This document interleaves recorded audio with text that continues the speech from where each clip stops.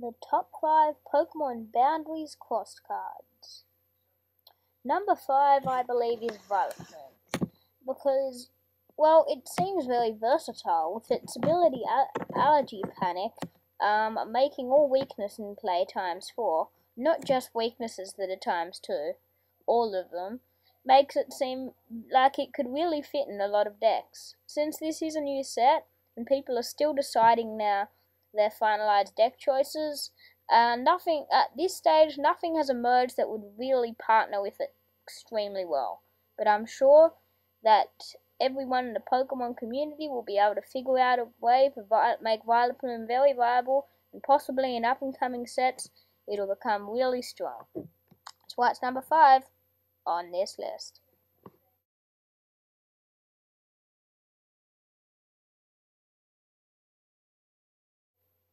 Blastoise. Blastoise is number 4 on this list because mainly, well, pretty much certainly always, all because of its ability Deluge.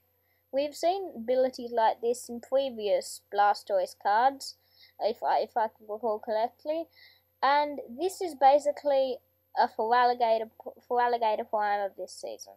I actually made a deck for Feraligatr Prime, and I encourage you to go check out the video I made of me showing off that deck. But this Blastoise card I find is actually superior, because when partnered up with another card in this format, it becomes really powerful. Also, its attack Hydro Pump isn't too bad, because if you use its ability to put down water, it can be dealing 100 damage minimum.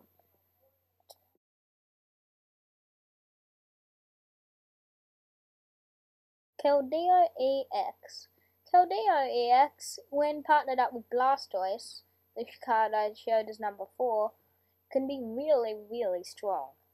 Its attack, Sacred Sword, does 50 damage plus 20 more for each water energy attached to it. So, what else does it have going for it? Well, besides the unlimited damage output of Sacred Sword, I personally think that its rush-in ability is really good, letting you switch it in for and you don't need to pay retreat cost or any card whenever you feel like you need to put it in. That means you can switch around Keldeos quite easily if one gets damaged. So, that's why it's number 3 on this list. Landorus EX. Landorus EX has a great 180 HP, is a basic EX, and it has 2 attacks. Its first only costs 1 energy, and does 30 damage plus 30 to a bench.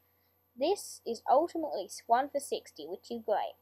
The only downside, which may not actually be a downside because it could mean you could knock out multiple Pokemon if they're, for example, Dynamos, is that it splits the damage. But I'm sure they'll be fine. This deck card is really solid with the likes of Darkrai, Terrakion, and I'm sure some others too. Its second attack, Land Judgment, does 3 for 80, which is quite good. Plus, if you discard all fighting, it does a great amount, much more. It does 70 extra damage. That's why it's number 2 on this list.